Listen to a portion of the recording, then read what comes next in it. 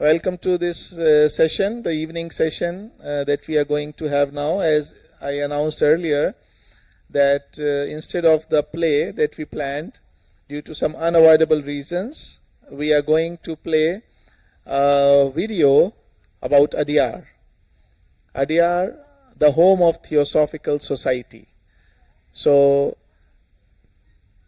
maybe some of you have already watched it, some of you may be new, but I think everyone will enjoy this video, and we are going to start now. Thank you.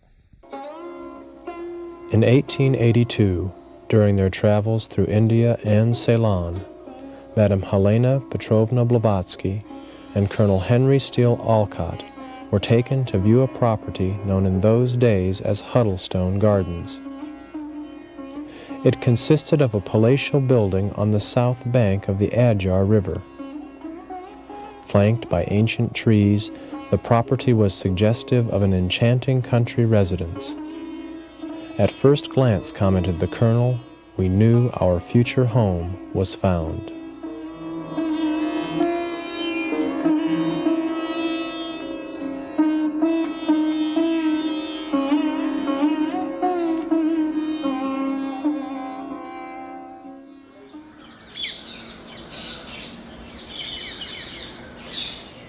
People often ask why Madame Blavatsky and Colonel Olcott decided on India as the home for the Theosophical Society. They chose to settle at Adyar, which at that time was a small and undeveloped suburb of Madras, located along India's tropical southeast coast.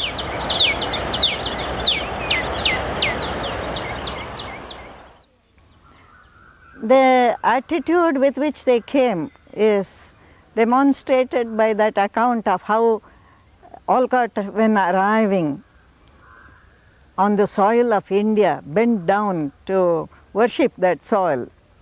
They felt that from India had gone out a great deal of wisdom, which is even now contained in the profound teachings not only of the Hindu tradition but Buddhist, Jaina and so on. There was a spirit of tolerance as well here, of universality. India gave a place of shelter to many different people.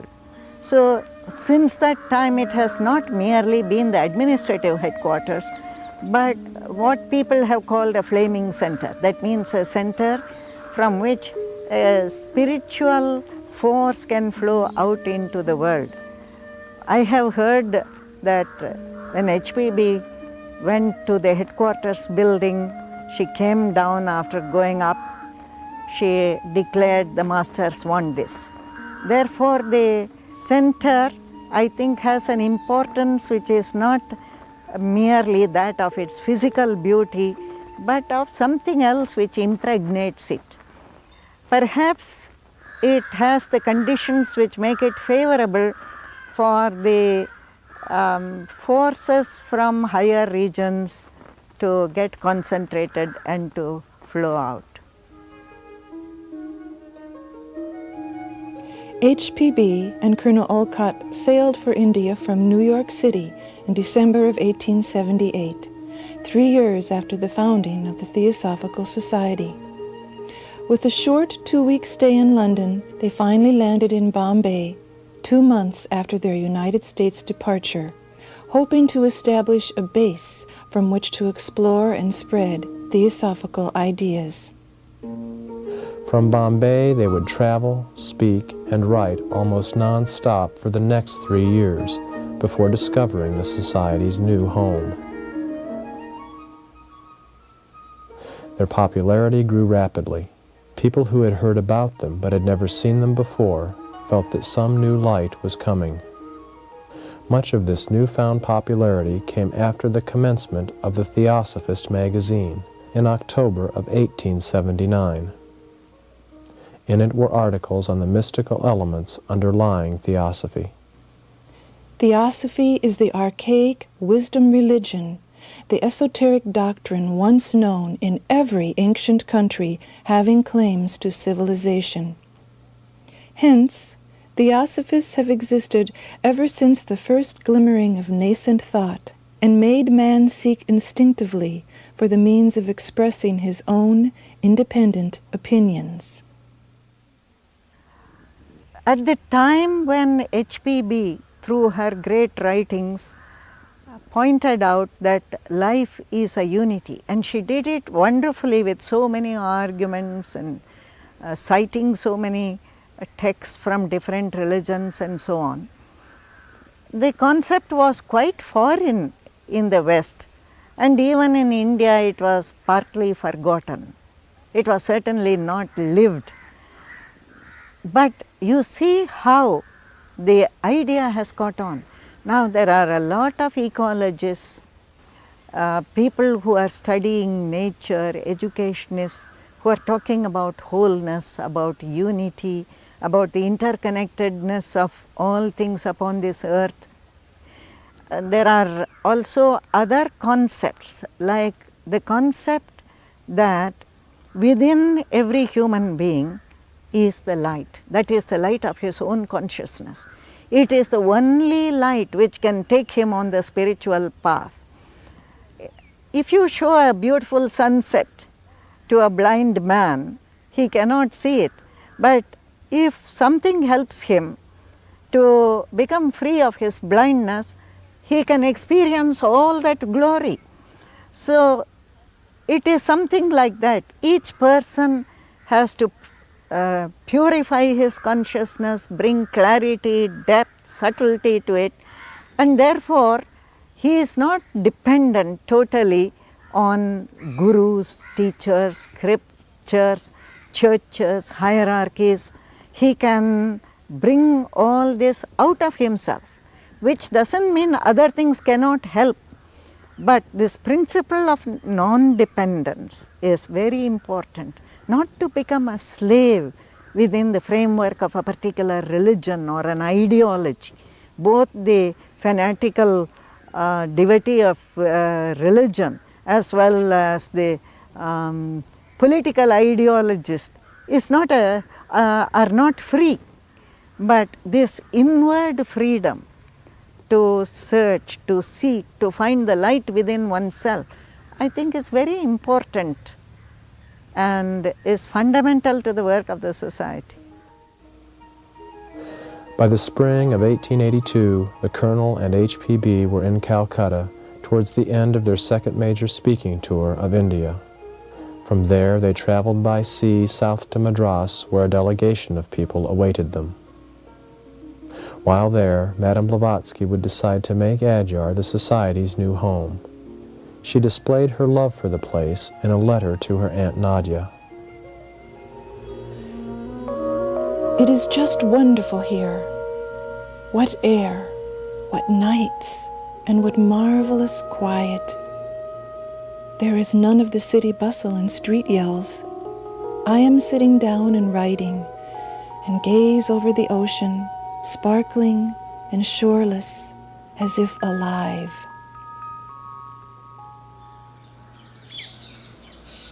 Once the founders had settled in, Colonel Olcott began renovating the headquarters building, which was already over 80 years old.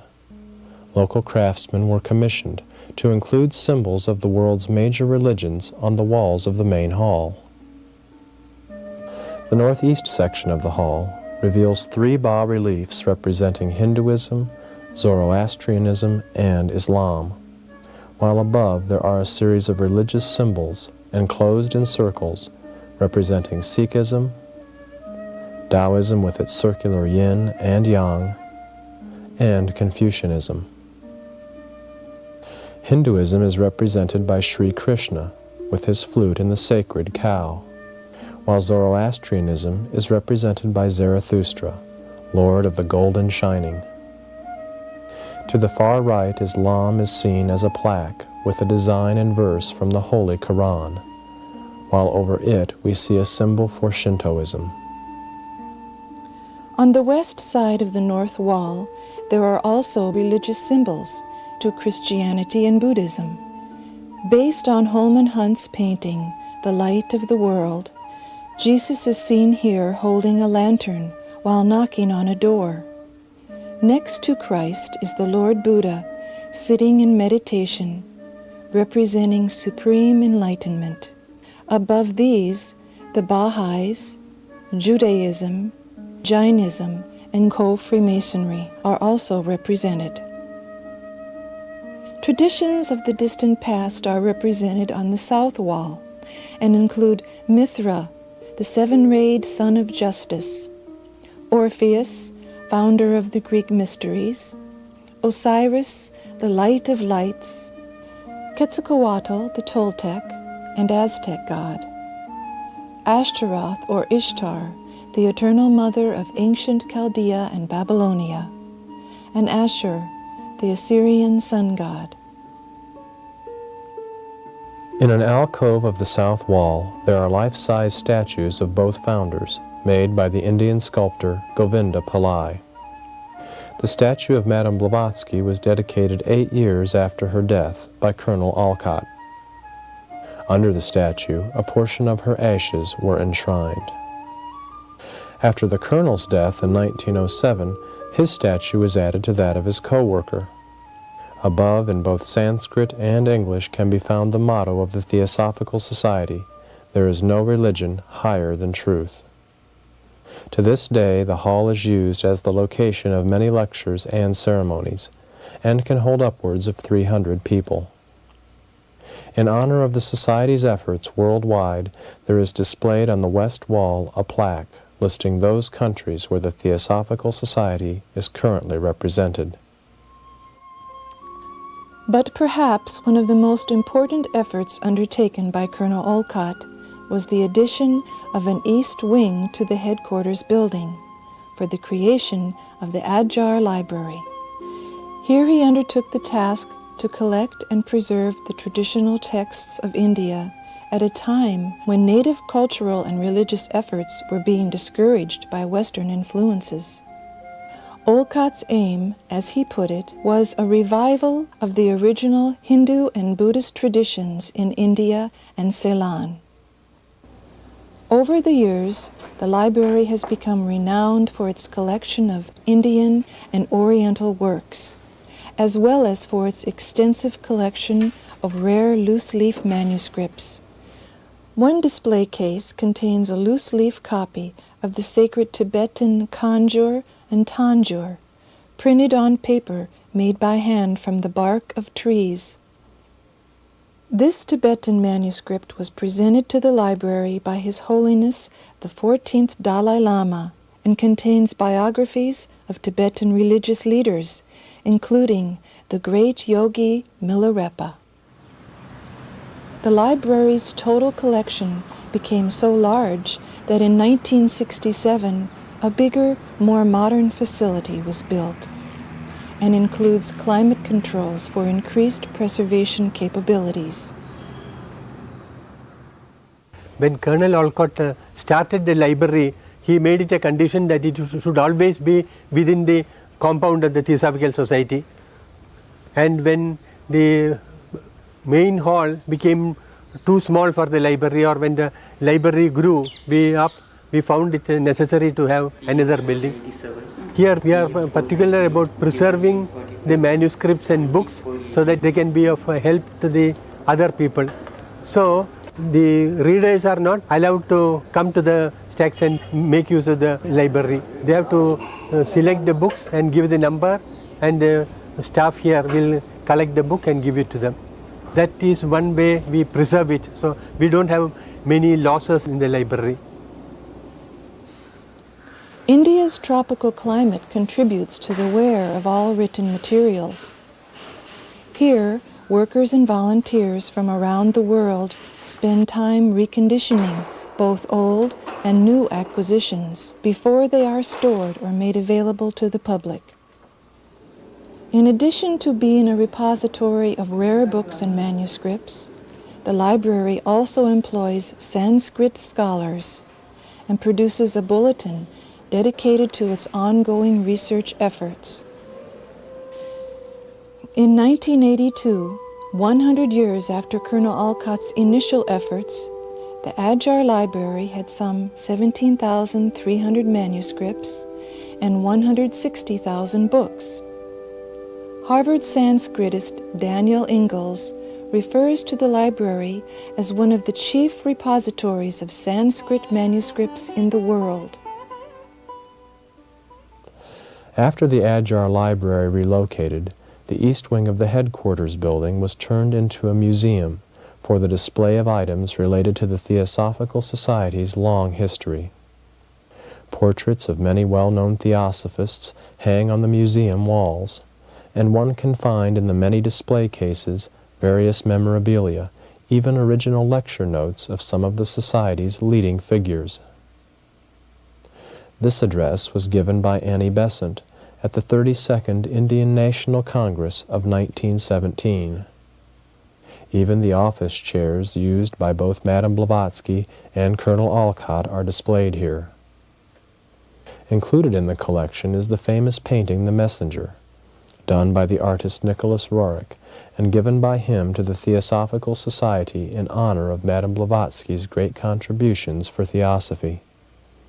There are also excellent examples of rare religious art and statuary. On rare occasions, special exhibits from the archives are given of some of the more notable pieces not normally on display.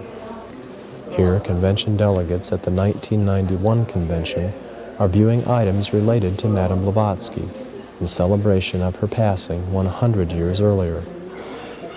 This is the famous teacup and saucer, reported to have been produced psychically by her. Additional items that she was to have psychically precipitated were also included in the exhibit, such as these paintings of Yogi Tiruvala and Theosophist Stanton Moses. Also on display were many autographed texts and first printings of Theosophical and related writings, either written or used by H.P.B. On the title page of her personal copy of The Voice of the Silent she wrote, "From H.P.B. to H.P. Blavatsky, with no kind regards," indicating a rather humorous but apparent displeasure with the limitations she saw in herself. This is the proof of the first cover of the Theosophist magazine. It was in the ongoing publication of this journal that Blavatsky spent so much of her time in those early years at Adyar, as both writer and editor. You know the objectives of the Theosophical Society. There are three objects. To build up a nucleus of universal brotherhood, to promote a comparative study of literature, philosophy, religion, and so on. And thirdly, to explore the latent laws in nature, in man, and so on. These are the three broad objects. We in the Theosophist are deeply, vitally concerned with the Brahmavidya, the ancient wisdom in its core aspect. We have got a number of articles which project the Christian, in terms of Christian associations and Christian idiom. I do not think that the difficulty arises as this is a purely Hindu or a purely Buddhist presentation. I don't think it doesn't. No true Christian or no true follower of Jainism will find any difficulty in assimilating what we are writing and what we are. In addition to the Adyar Library, Colonel Olcott was also responsible for the placement of the 5 ancient gopurams or trilithons which adorned the estate. They were brought from the ruined temple site of Old Chandragiri and are over 2,000 years old. Each one is sculpted with ancient Hindu symbols and deities. The trilithon nearest the main gate was presented to the campus by Colonel Olcott himself and bears the initials of the founders at its base.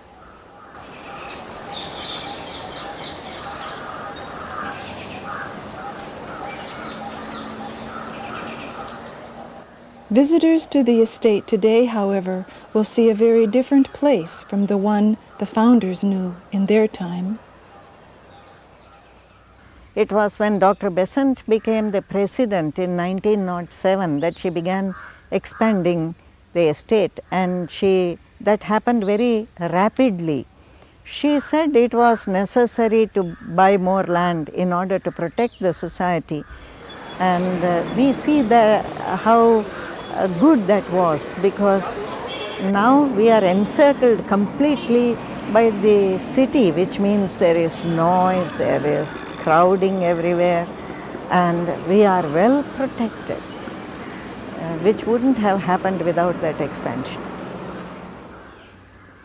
When Mrs. Besant began as president, the estate consisted of only 27 acres of land. In the short 2-year period from 1908 to 1910, the 4 areas known as the Olcott, Blavatsky, Besant, and Damodar Gardens were purchased. She wanted an international center large enough for future expansion of activities and for those members who might come and volunteer a year or so of their time for theosophical study, meditation, and work. With this in mind, the very large multi-unit complex called Leadbeater Chambers was built in 1910. Guests from Western European countries, as well as Australia, New Zealand, and the United States, usually stay here. Each apartment is large enough to accommodate several people during busy periods of the year, for example when the School of the Wisdom is in session and during the annual convention held in December. With southern India's year-round heat, the high ceilings along with the ventilation ports and overhead fans are much appreciated.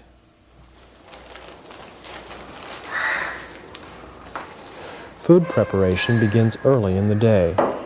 Breakfast, lunch, and dinner are provided 7 days a week for all guests and workers. Meals at Leadbeater Chambers are served buffet style, offering foods more suited to Western tastes.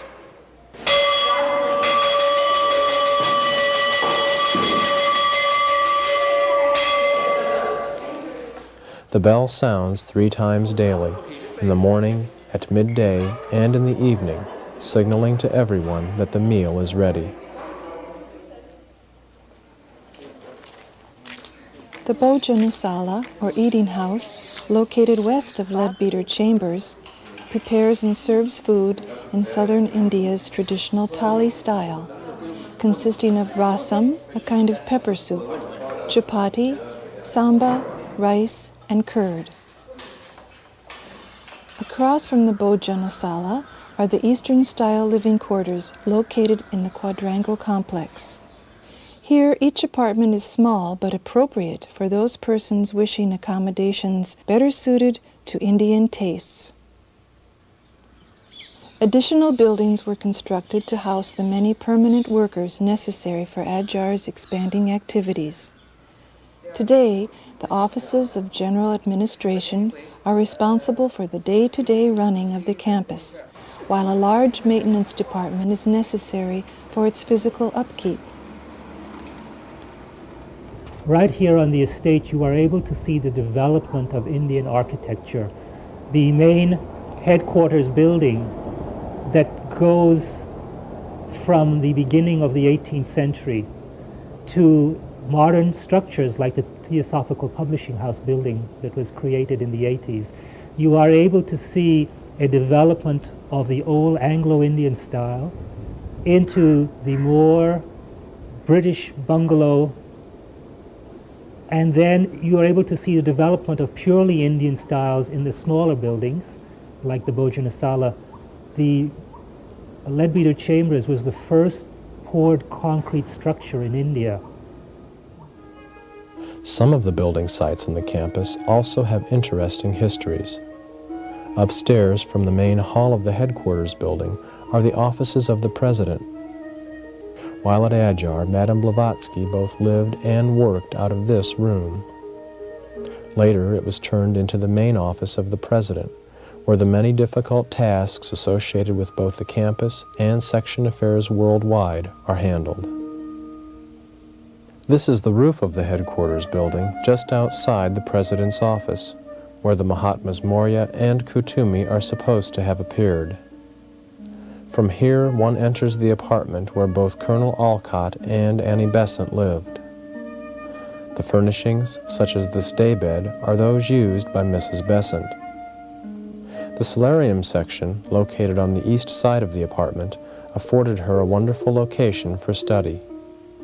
From her windows, she had a beautiful view of the Adyar River.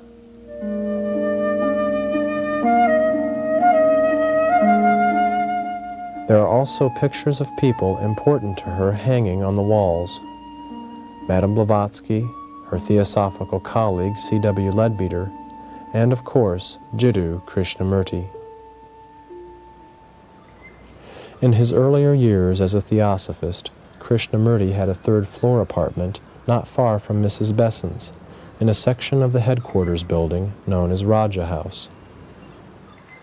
Continuing east from the headquarters along the main path, one eventually comes through a beautiful coconut grove and to a building called Vani Vihar.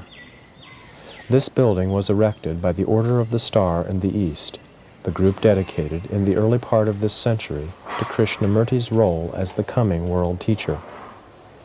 Vani Vihar was renovated in 1992 and is currently used to house the many visitors who come to Adyar during its busier periods.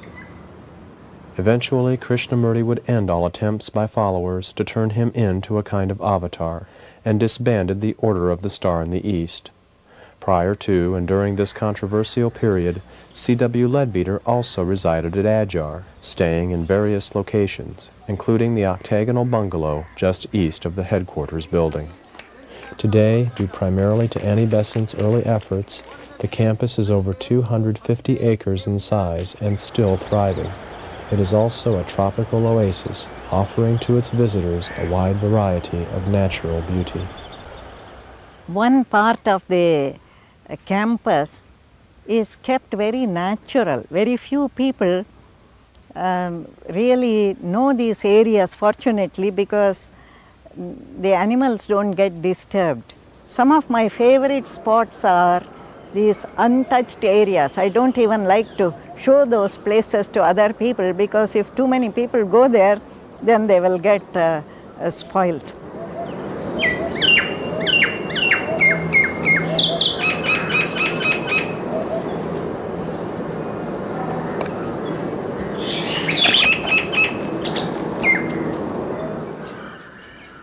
Then, of course, if you go up high on some of the buildings, up on Leadbeater Chambers, right up to the top, or above Olcott Bungalow, even the top of the headquarters building, you get this view of the sea and the river and all the wooded areas with some of the buildings showing up.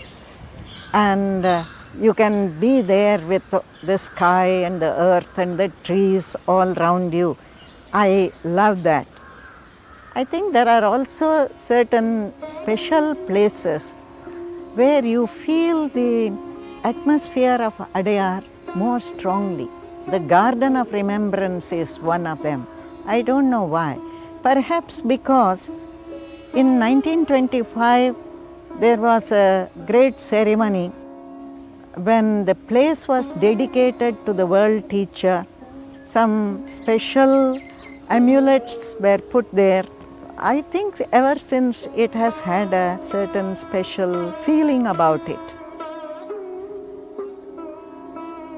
This is also the location dedicated to the memory of past TS leaders. Here the ashes of previous international presidents, as well as those of C.W. Leadbeater, are enshrined beneath the markers that make up this six-pointed star.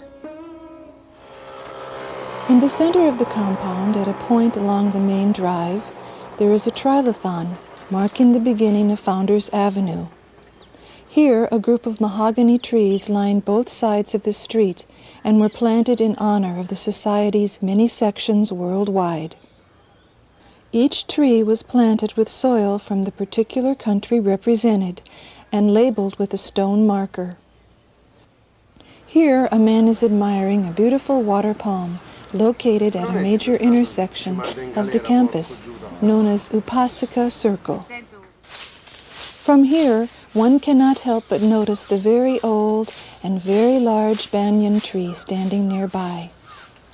For many years it went undetected until the ground had been cleared. Banyan trees are unique in that while they have a large main trunk, their spreading branches produce fibers that eventually reach the ground and take root. The fibers thicken until they in turn become massive trunks supporting the weight of the growing branches that produce them. Adyar's banyan tree is the second largest in India and estimated to be over 500 years old. Considered by many as a holy site, the great banyan tree is marked by one of the campus's 5 trilathons. It is visited yearly by thousands of people. Directly adjacent to the banyan tree is the School of the Wisdom, located in the Blavatsky bungalow.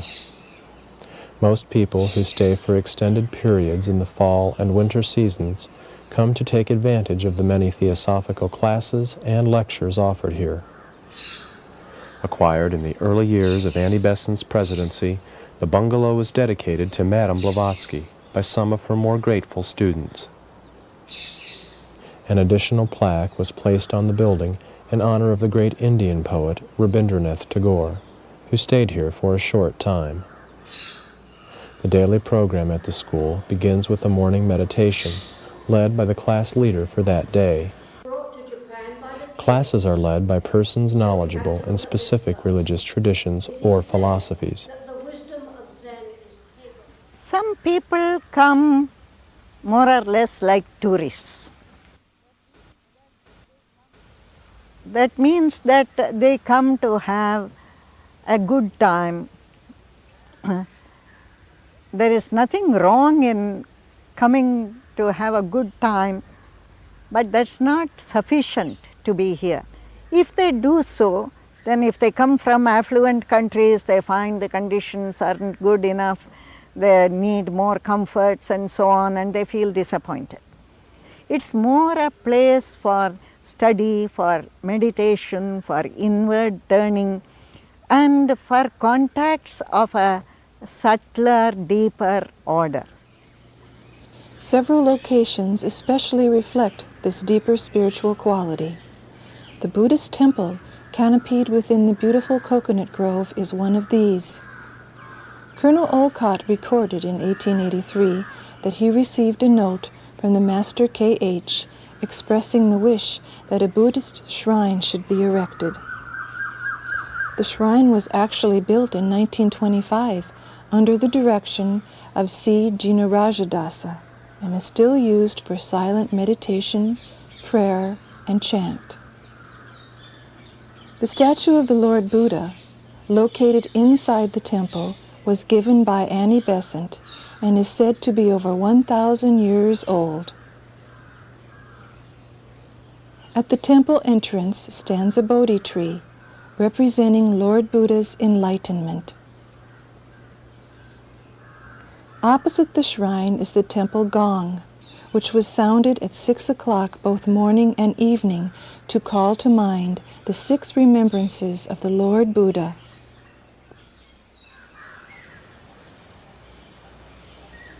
Adjacent to the Buddhist temple, along the main path, is the Olcott Memorial, marking the spot upon which the funeral pyre of Colonel Olcott was erected.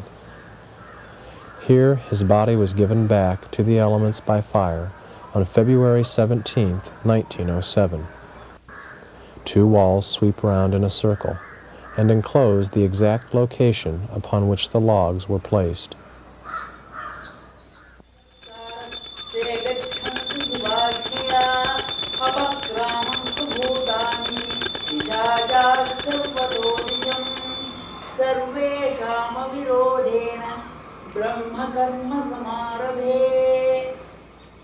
The Bharata Samaj Temple, or Hindu shrine, is situated just off Founders Avenue.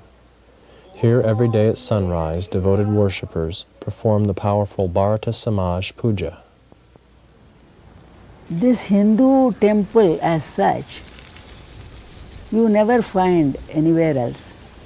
They call it Vishnu temple or Shiva temple only. When we say Hindu temple, it is something special because it contains all the Hindu deities and the great acharyas or spiritual teachers who propagated various philosophies. Here, mostly all the mantras are purificatory mantras. First we purify ourselves and sip water in the name of God, which purifies us physically, emotionally and mentally. Like that, all the elements, earth, water, fire, wind and ether, that is also purified. We make a big invisible temple of power with our will, with all the mantras, with our great devotion, and then we open it up and all the forces in waves goes into the whole world to benefit all creatures and make them pure and progress in their life. Christians are free to take advantage of the services offered at the Church of St. Michael and All Angels, located just north of the Adyar Library.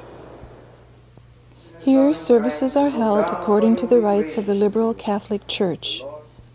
High Mass is held every Sunday morning, and as might be expected at a Theosophical center, is attended by persons of various faiths.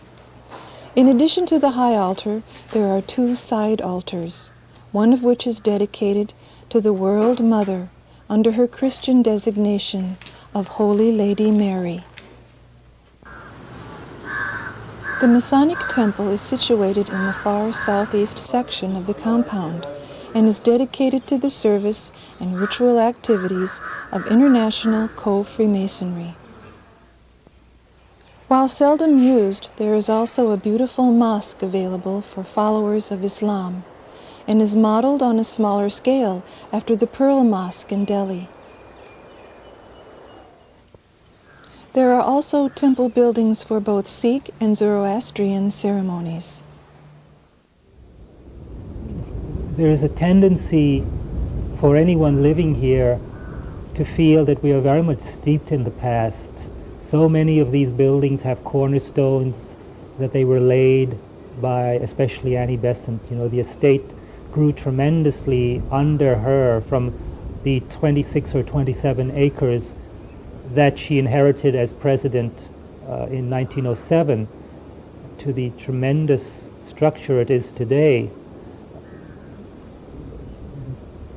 But there is nothing nostalgic about that. We're not constantly going back to that point. We're very aware of events, and I think there is a great tendency to feel that what happens here can affect quite consciously the rest of the Theosophical movement. Of course, there is a mystique about Adyar. There is a tendency, almost a romantic tendency among the members to look at it as a flaming center, the great heart of the TS. But when you think of the immense amount of practical work that goes on here and the tremendous drive of the people who head departments. 2 of the permanent activities, started in Annie Besant's time and still going on at Adyar, are the printing and the sale of the many Theosophical materials through the Vasanta Press and the Theosophical Publishing House. This publishing house has been in existence for almost 100 years now, under 2 names. Originally it was called the Theosophist Office, and later on it has been termed as the Theosophical Publishing House. And we moved into this new place about 3 years ago and started functioning. At present, we have about 250 titles on theosophy, science and philosophy. We have an editorial board who are responsible to scrutinize any manuscript we receive for publication, and then on the basis of our acceptance, then we go ahead with printing of it. We have our own printing press in the Theosophical Society, and all our books, all our magazines are printed by the press which is called the Vasanta Press. The Vasanta Press began in 1907, when members of the esoteric school of the Theosophical Society purchased a small hand press and supply of type for the publication of its materials. The small printing operation was eventually sold, but later purchased by Mrs. Besant from the Vasanta Institute. The Institute formed in response to Mrs. Besant's political efforts for India. The word Vasanta comes from those individuals who worked with her, and is the Indianized form of the name Besant. The press has kept the name Vasanta ever since. In past years, both the press and publishing house activities took place in what is now the General Administration Building, located near the main headquarters. Today, the expanded operations of the Vasanta Press include not only the printing of the many theosophical books and periodicals, but also all departmental forms necessary for Adyar's daily operations.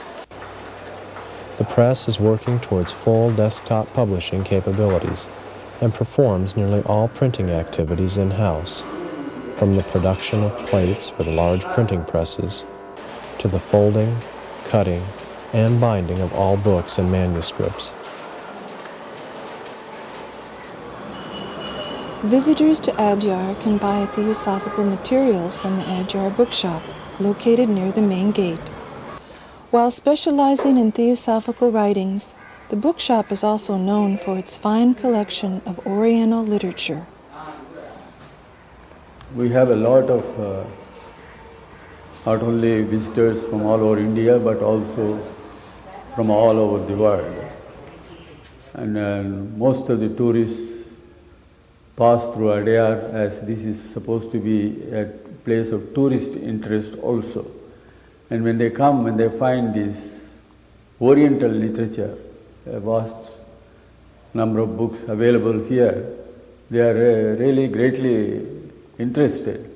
And they say they have come across one of the best bookshop containing such books during their tour. When they come to the bookshop, they inquire about the Theosophical Society also, and that way, as long as I was in the bookshop, I was also an information officer. And as such, I've been able to talk to people, talk to inquirers, and make them interested in theosophy. And quite a few number of visitors from India have joined the society through that. And quite a number of foreigners have taken our the publicity literature and the addresses of their local centers, wherever they are. And I take it that when they return to their homes, they would have contacted the centers. In 1991, at the 116th Annual Convention, member delegates from around the world had a chance to see these and the many other theosophical activities conducted at Adyar. But what about community service? It is often said of theosophical centers that their focus is too intellectual and self-contained. That isn't true of Adyar. There is a great deal of practical work done here. In the Alcott Memorial School, we have more than 700 boys and girls from the poorest level of society, really deprived children, and they are being really given the best possible education. and provided with all the facilities, and I think many of them go away with a new sense of dignity and feeling happy with the education they've received. Beginning in 1894, Colonel Olcott organized 5 schools available free of charge for children who were outside of the recognized castes of India. Known as the Panchamas, the children of this less fortunate group were also provided with a midday meal. Eventually, all of the schools were merged into what is now called the Olcott Memorial School. Convention delegates have the opportunity to see the school's efforts firsthand. The Olcott School is a school in the state board, which is affiliated to the state board. And therefore, most of the classes that are offered are the classes pertaining to the subjects prescribed by the government, by the rules: physics, chemistry, history, geography, Tamil, English. All this goes on. One of the basic requirements identified for the underprivileged is a sense of hygiene, a sense of cleanliness, a sense of nutrition. One of the crafts that is offered to the girls is home crafts, and there they learn a hygienic way of cooking meals. They also learn how to have a balanced and a healthy meal. We have not focused so much on the development of a skill as a means of earning a livelihood, but more as a way of allowing the confidence within a human being to surface. The sense of using the body is something which has been identified as very important to this group of children. The sense of using the body as something which gives confidence, something which gives one a sense of what one can do, rather than the reinforcement of what one cannot do.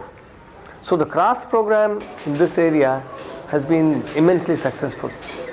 Not only have children incidentally picked up skills, and some of them have found employment in later years in the areas which they've studied in the school, but while they are in the school, through academics or through whatever else that goes on in the school, they have found a sense of confidence, and probably a sense of dignity has been emerging. The HPB hostel provides additional services over and above those found at the Olcott Memorial School. Here, room and board is provided for those children in greatest need. 2 key features of the hostel are its efforts to teach good hygiene and effective domestic skills. It is hoped that such training will encourage a higher standard of living once the children reach adulthood. Oftentimes, it is difficult for people to secure or even maintain work because of family responsibilities. The Social Welfare Center is designed to help with this problem by providing working parents with quality care for their children. At the center, the children take part in many activities and are provided with daily meals. Health care is also provided. In addition to the Children's Center, there is also a crafts center for parents, where sewing and weaving are taught. When proficient in their tasks, they are paid for the goods they produce, providing them with some income.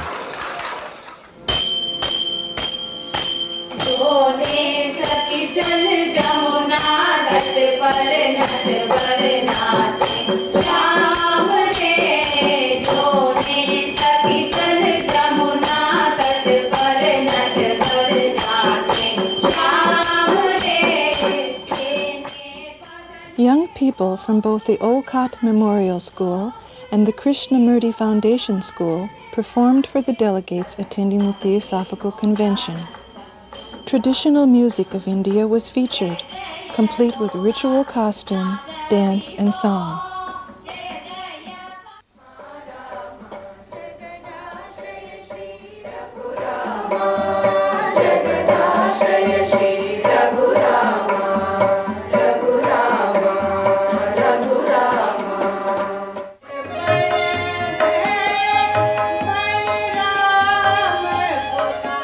Delegates were also treated to a professional recital featuring songs of devotion to God.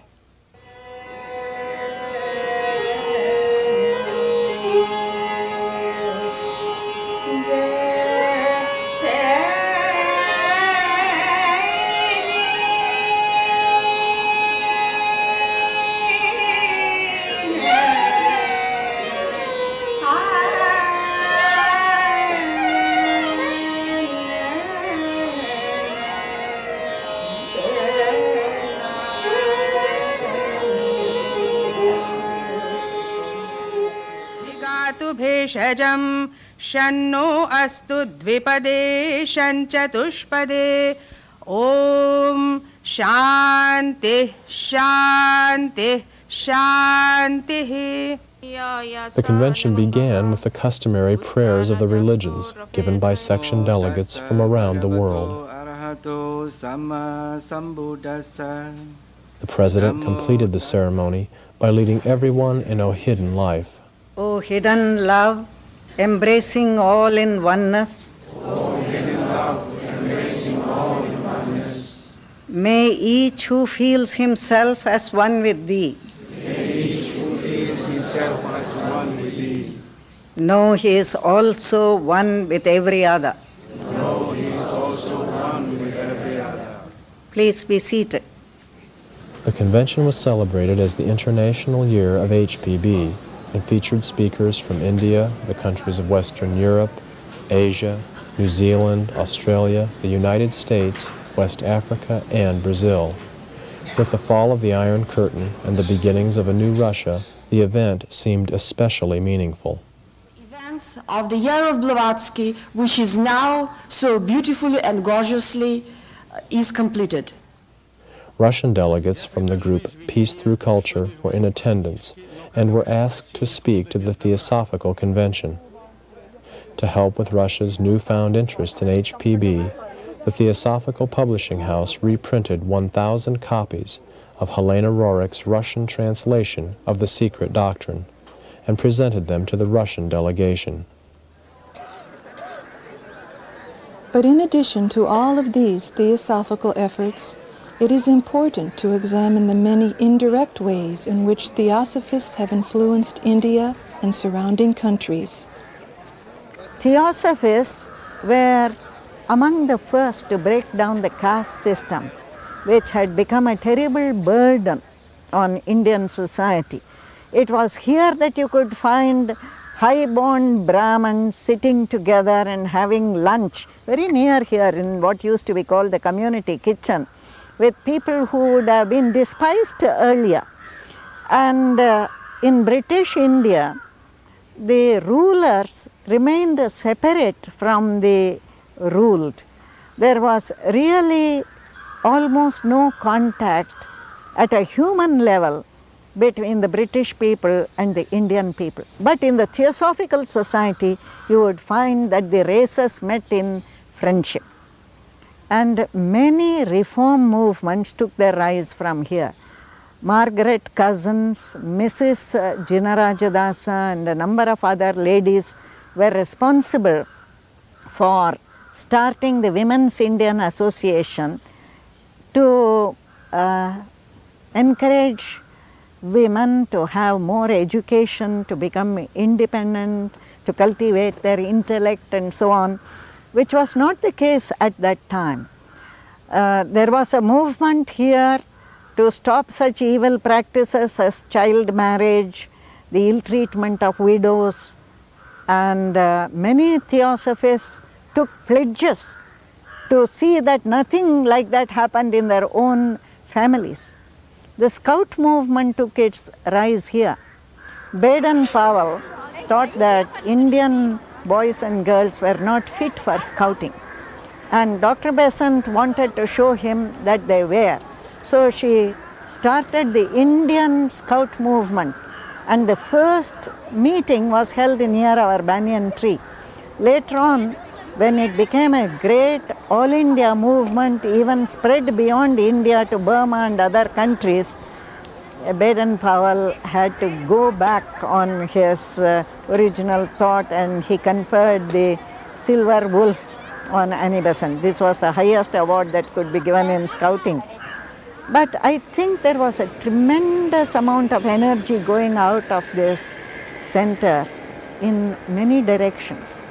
And it had its impact not only in India, I think in other places also, where people were inspired by the example shown here to carry on a number of activities of this kind.